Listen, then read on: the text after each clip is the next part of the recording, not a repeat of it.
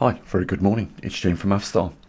And as we can see, COP29 agrees a £1.3 trillion climate finance deal, but campaigners brand it a betrayal. Deep divisions remain after high stakes talks end with agreement to help developing world shift to a low carbon economy. First of all, they wanted around 6 months ago just 1 trillion. It's now gone up to asking for 1.3 trillion. Second of all, it's to help these third world countries convert to a low carbon economy. And one of the countries that wasn't very happy with the deal was India. That now, which is set to be one of the countries that is going to have the largest population, if it hasn't already, in the world for just a single country. And there's lots of things wrong with this. First of all, why should we in the West be footing the majority of this money? You see, India, their problem is why a lot of other countries as well walked out that will be receiving this money. The problem is that they weren't going to get all of it in one go.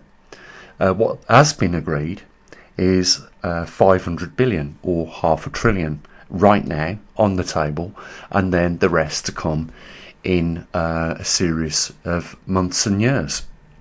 But they're not happy with that.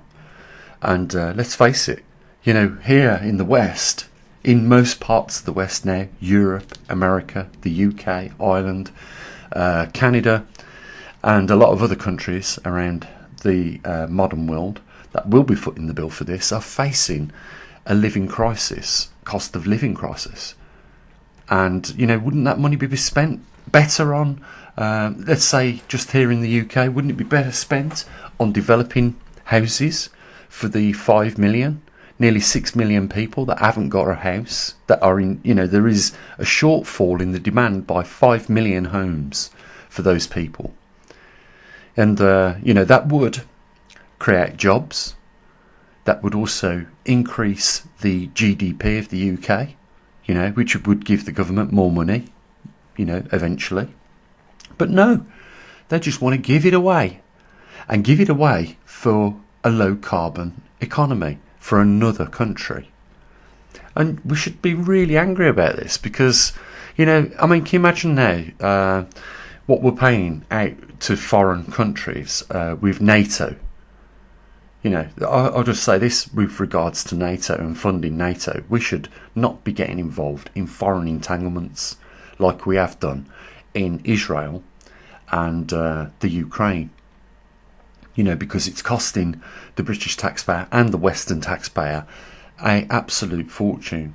And that, again, in a time of crisis, is something that we shouldn't be doing. It should be spent on the infrastructure of our own countries. And anyhow, let's face it, I think what's going on now with the way they're using taxpayers' money in the West is criminal. They have a duty to use taxpayers' money correctly and on the right things.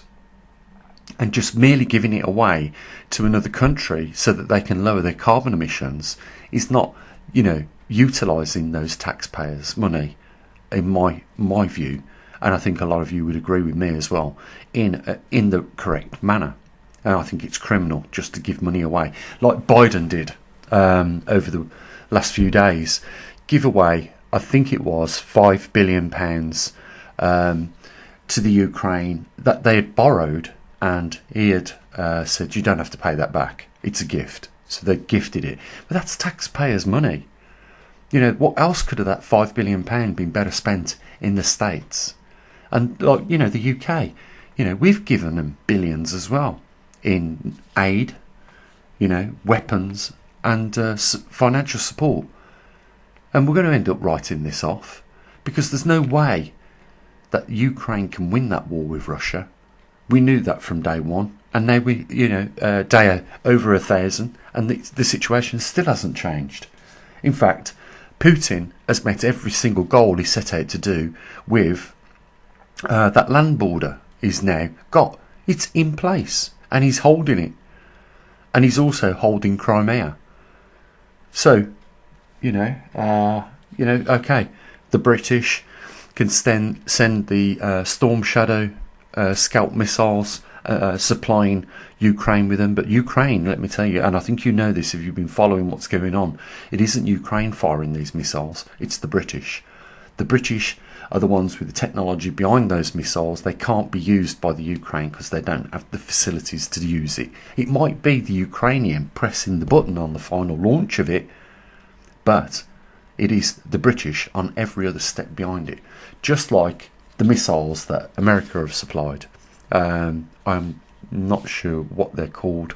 I'm not an expert in artillery and warfare anyhow. I'm more concerned about the fact that we are getting involved in foreign entanglements that we shouldn't be getting involved with, because we are in a financial burden ourselves here in the UK, just like the rest of the Western countries, and it's crippling us. It's not just financial burdens that we're having to pick up and supplying them of weapons out of our stockpiles, which are there to protect us. It's also a lot of other things. The world's food bowl is emptying because of, Ukraine used to supply a lot of the southern continents with, a lot of food staples, which they haven't been able to do at the same rate as what there was pre-2022. It's just insane, this world is. And I guess for a lot of us, even though I know you don't think it affects you, but I can tell you now it does. Over here in the UK, we're paying 40% tax. And I know people are going to say, hold on, it's only at 20%. Yeah, but you pay 40% because everything you buy has got 20% VAT on it as well. So you earn your money, you tax 20%. You spend your money, you tax another 20%. Because the companies that are selling the stuff to you are having to pay VAT, and they're passing that on to you as well as the consumer. So the governments are literally raking in money now. And when you see the title of the video yesterday, you will have nothing, but you won't be happy. And that comes from the person that made this statement in Davos. The actual statement was, you will own nothing and you will be happy.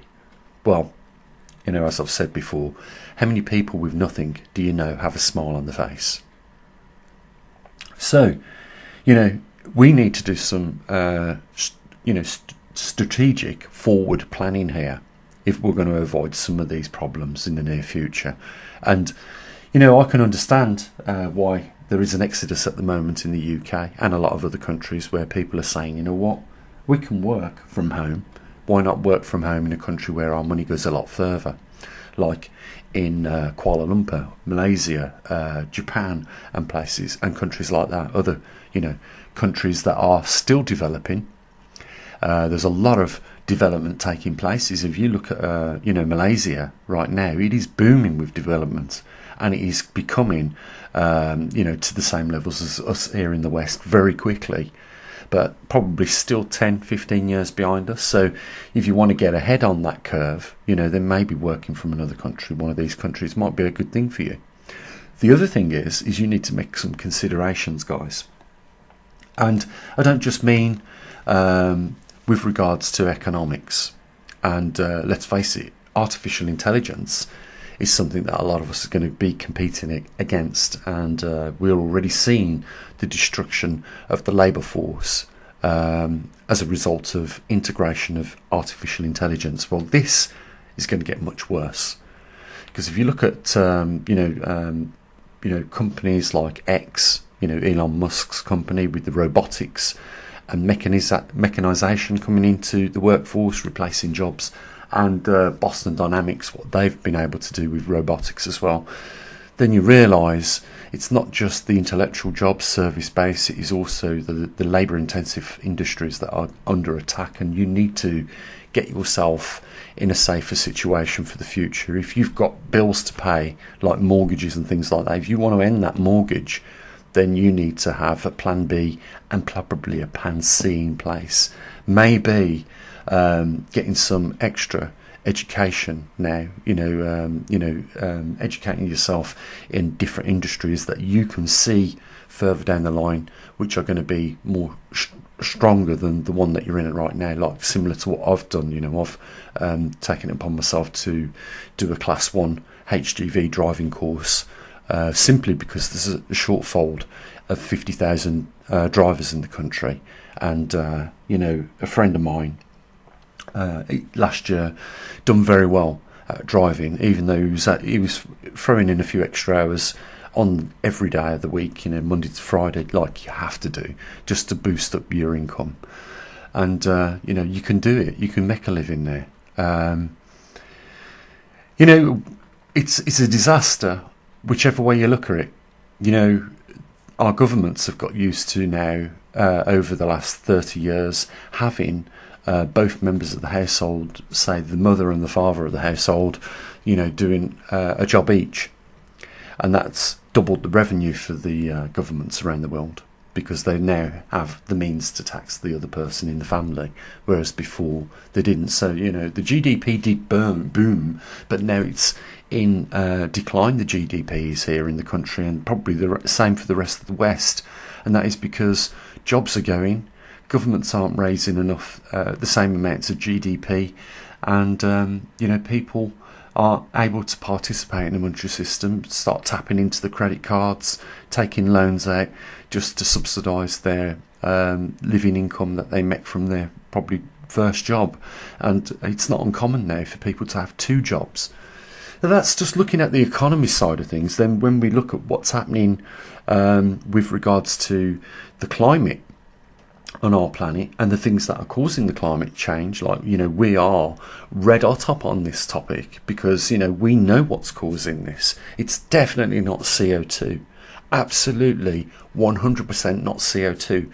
In fact, it would be better for farmers if there was more CO2 in the atmosphere. And that's why we're seeing, when we look at the deserts around the world, they're becoming more greener. Not just because there is more CO2 in the atmosphere, or sort of marginally more CO2, but there is also more water in these regions, and that's caused by, as we know, if you follow me, I don't need to tell you this, but just for the benefit of those that don't, we have a weakened magnetosphere. It allows more cosmic rays in. Those cosmic rays are seeding platforms. They allow the jet streams to swell to enormous sizes. They eventually dislocate and come into contact with the subtropical. So we have polar and subtropical both over the northern and southern hemispheres mixing with each other. And that rain will drop when it hits that more, when that cool air hits that more humid air that is able to hold on to that water moisture. And of course, that's how we end up with a 500-year record being broke and a flash flood, producing even huge lakes in the desert, which, for a lot of people that live in these regions, they've never seen it before. It's almost like watching Armageddon take place. So that is why. The other thing that's causing these floods is lack of infrastructure changes. We haven't changed the infrastructure in a lot of these places. Like, when you see Dubai flood, well, they just don't have the capacity to drain the streets off with sewerage systems like we do here in the West. But even our sewerage systems aren't up to spec on this modern climate.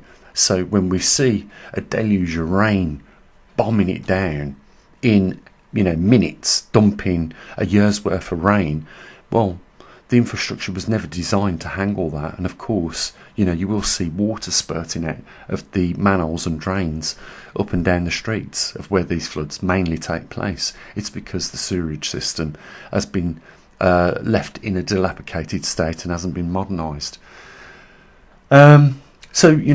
For climate reasons, we need to have our eyes open. What sort of things do I mean by that? Well, don't buy a house in a floodplain. Just because it hasn't flooded in the last 80 years means absolutely nothing.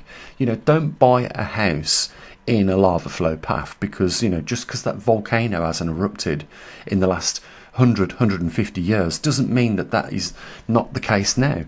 I mean, look at the volcanoes I showed you only a few days ago in Earth's Health at a Glance. 38 now, or 39 is it, volcanoes that are in eruption. Let me just ask you, if you want to know whether you should be alarmed at that, why don't you go into the archive on poleshiftnews.com on Earth Alpha at a glance and just go back a couple of years and see how much, on average, volcanoes were erupting, and you'll have your answer there answered for you. I don't need to tell you, but I will.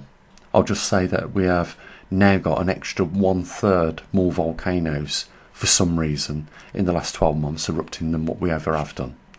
And it should come as no surprise that we are seeing, a acceleration in the magnetic North Pole over the Northern Hemisphere migrate towards Russia.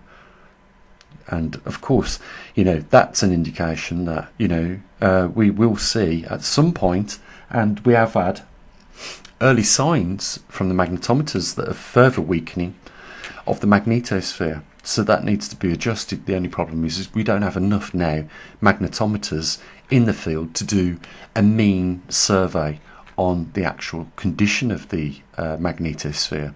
We used to have them in China. We used to have them on the east and west coast of Australia, Kentucky, Arizona. We're down to just 2 now again. And, I would send more out, but that would require building more. And, when the people decide not to become suppliers of the data, they never send the magnetometers back for some reason. They just keep them. And that's the same for one of our muon detectors and a magnetometer down in Australia. They're not sending the data, yet, them muon detectors cost me over £100 to build. Just the silicon photo multiplier, the 5mm by 5mm photo multiplier, or the SIPM, costs me about £118. And then there's all the other bits on top of that. But, that's... What I'm saying is, we are in the gauntlet, 100%. Some of us will have been affected, some of us will be wiped out already, but for some of us, we're still in the game, and we still have some skin in the game, which seems to be a very common saying these days. If you've got skin in the game, then we're in the same boat together. We both want to, get something out of it. And of course, what we all want out of it is a stable environment for us to thrive in. And with taxes going up, energy prices increasing, jobs no longer being jobs for life, I think you're on the same page as me. The gauntlet is here, isn't it? All these things now we have to take into consideration, and that's why, my recommendation is, don't just have a plan A or B, maybe get a plan C in place. Look at the structure of your income.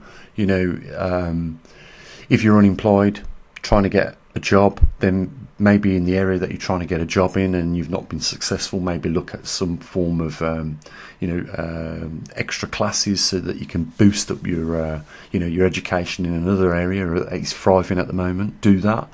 I know for those of you that are on disability living allowance or benefits of some sorts, my heart goes out to you, because you are really in that situation, stuck. But, there's always, no matter what situation you find yourself in, there is always, somewhere for you to go. I mean, let's face it. Who was that scientist that was bound to the wheelchair? A Nobel Prize winner for discovering dark matter. Oh, what's his name? I'm sure that it'll come up in the comments section. And, he was a paraplegic. He only had the control of, I think, just his lips. But he was able to, discover vast things. And I know a lot of people that are on benefits are not as bad in that situation. And I'm just trying to say, guys, I know it's hard, even whatever the situation is. But if a guy like he can do it, then I'm sure that a guy like you can do it, or a woman like you can do it. What I'm saying is I don't want you to just think that it's a hopeless situation, because somebody that fails after 100 times of giving up is guaranteed not to fail, guaranteed not to succeed.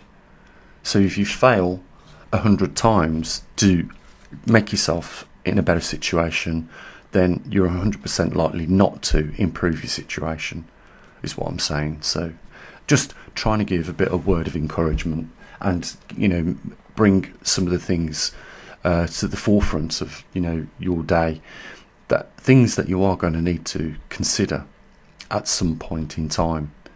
You know, there's a lot to think about now.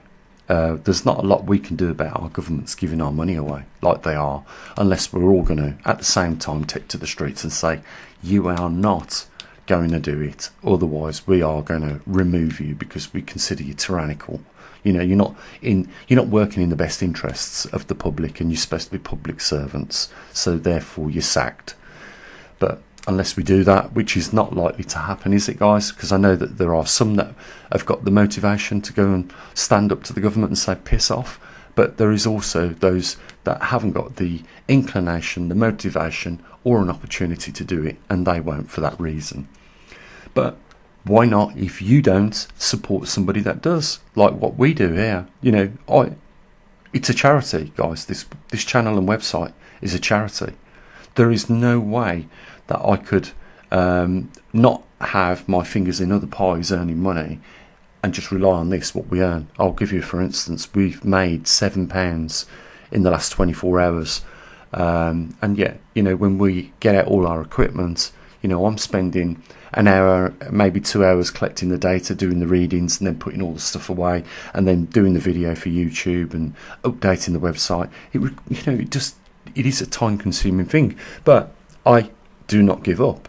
You know, a friend of mine said, look, we are fighting a real losing battle here. We've got people that are more interested in watching, you know, women in camping situations where they're mainly interested in showing the backside with the thong on. And it's clear, because if you look at all the videos, that's what's their main, card